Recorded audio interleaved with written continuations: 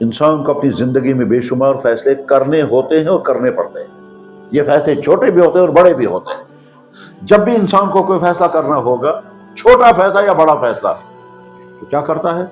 سوچتا ہے، غور کرتا ہے، جاننے والوں سے مشورے کرتا ہے، تجربہ کار لوگوں سے پوچھتا ہے بھائی یہ کام ہم کرنا چاہتے ہیں، کریں. بس آپ کو بزنس کرنا ہے، نئی جگہ بزنس کھولنا ہے، رشتہ کرنا ہے، بچے کا سلیبس طے کرنا ہے، سکول کا انتخاب کرنا ہے.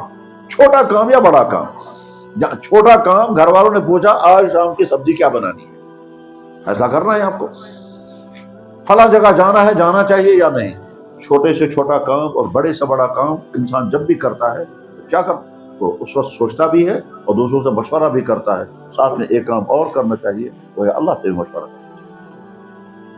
چنانچہ جناب رسول اکرم صلی اللہ علیہ وسلم صحابہ کرام کو استخارہ کرنا سکھاتے تھے. صحابہ کہتے ہیں کان یعلمنا الاستخارہ کما یعلمنا القرآن.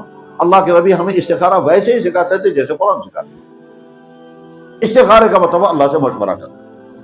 طریقہ اس کا بالکل آسان ہے کہ سونے سے پہلے 2 رکعت نماز پڑھو، استخارے کی دعا پڑھو اور دعا پڑھ کر کے کہو یا اللہ اس میں اگر ہماری خیر ہے تو کھول دیجئے اور اگر ہماری پریشانی ہے تو دے. استخارہ کرنے کا معمول ایمان والے کا تعلق اللہ کی ذات کے ساتھ ہے. استخارہ کر کے قدم اٹھانا چاہیے. بلکہ ہمارے بزرگ تو کہتے تھے اگر مجھے پڑوس کے گھر میں جانا میں پہلے استخارہ کرتا ہوں، اللہ بخرنی وقت نہیں، یا اللہ اگر وہاں جانا میرے لیے بہتر ہے تو جانے دیجئے اور اگر نہیں تو میں نہ جاؤں، ذرا رکاوٹ ڈال دیجیے. حضرت مفتی شفیع صاحب رحمہ اللہ تعالیٰ سے ان کے صاحبزادے نے پوچھا حضرت فلاں جگہ چلنا ہے، فرمایا ہاں جانا ہے. کہنے لگا حضرت رکشے میں جائیں گے یا گاڑی میں جائیں گے؟ کہنے لگا بھائی استخارہ کر لوں.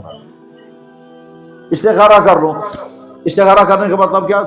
آنکھ بند کر کے کہا یا اللہ جس میں بہتری ہو وہی ذہن میں ڈال دیجیے، جس میں بہتری ہو وہی ذہن میں ڈال دیجیے.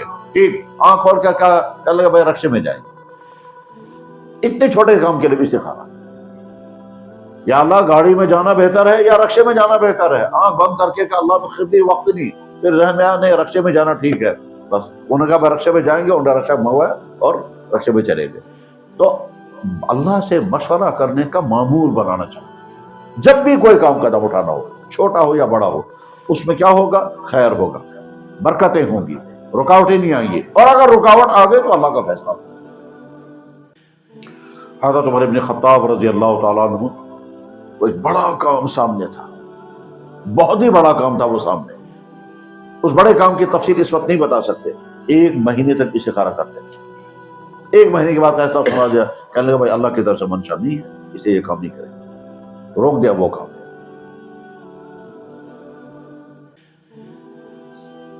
میرے جاننے والے امام صاحب ہیں، اب تو امامت انہوں نے چھوڑ دی لیکن ابھی زندہ ہے.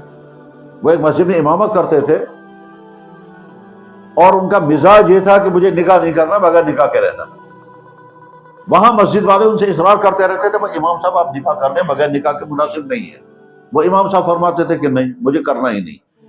میں بھی جب کبھی وہاں جاتا تھا میں بھی کہتا تھا بھائی آپ نکاح کیوں نہیں کرتے؟ کہنے لگا مجھے کرنا ہی نہیں. ان سے پوچھتے تھے کیوں نہیں کرنا ہے؟ کہنے لگا بڑی پریشانیاں ہیں. اب وہ اپنے خاندان کے کچھ لوگوں کی مثالیں دے کر کہتے تھے دیکھو اس خاندان میں یہ پریشانی، اس خاندان میں یہ پریشانی ہے اور یہ نکاح کی وجہ سے، لہٰذا مجھے کرنا ہی نہیں. ایک دفعہ میں نے ان سے کہا، میں نے کہا دیکھو یہ تمہاری رائے ہے، یہ ضروری نہیں کہ صحیح ہو، تم استخارہ کرو. وہ کہتے ہیں جب مجھے نکاح کرنا ہی نہیں تو استخارہ کیوں کرنا؟ میں نے کہا میں کہہ رہا ہوں استخارہ کرو، یہ تو دین کا حکم ہے. کہنے لگا آپ ہی کرو. میں نے کہا چلو میں کرتا ہوں استخارہ. میں انہی کے پاس ٹھہرا ہوا تھا، رات انہی کے پاس گزاری، وہی کھانا کھایا، عشاء کے بعد 2 رکعت نماز پڑھ کر کے پھر استخارے کی دعا پڑھی. میں نے کہا یا اللہ اگر ان کے لیے رشتہ کرنا بہتر ہے تو بہت اچھا، اور رشتہ نہ کرنا بہتر ہے تو وہی دکھا دیجئے. ٹھیک، استخارے کی دعا پڑھ کر کے سوئے. تہجد کے وقت میں نے علامہ اقبال کو خواب میں دیکھا اور علامہ اقبال شعر پڑھ رہے تھے، وجود زن سے ہے تصویر کائنات رنگ، عورت کے ذریعے سے تمہاری زندگی میں رنگ آ جائے گا. تو میں نے اسی وقت تہجد ان کو اٹھایا. میں نے کہا مولانا صاحب استخارے کا جواب آ گیا، اٹھ جاؤ. چنانچہ وہ اٹھے. کیا ہو گیا؟ میں نے کہا استخارے میں آ گیا، نکاح کرنا ہے اپنا. آج اس کے 5 یا 6 بچے ہیں اور زندہ ہیں ابھی ماشاءاللہ. غرض یہ کہ یہ کوئی بزرگی نہیں ہے، یہ تو اللہ کا نظام ہے. دوائی کھائیں گے تو اس کے اثرات ہوں گے. تو اس طرح سے اللہ کے نبی ہم کو استخارہ سکھایا. استخارے کی دعا یاد ہوگی تو پڑھ، اور یاد نہیں ہوگی تو کتاب سے دیکھ کر کے پڑھے. جب بھی کوئی مسئلہ ہو کیا کرنا ہے؟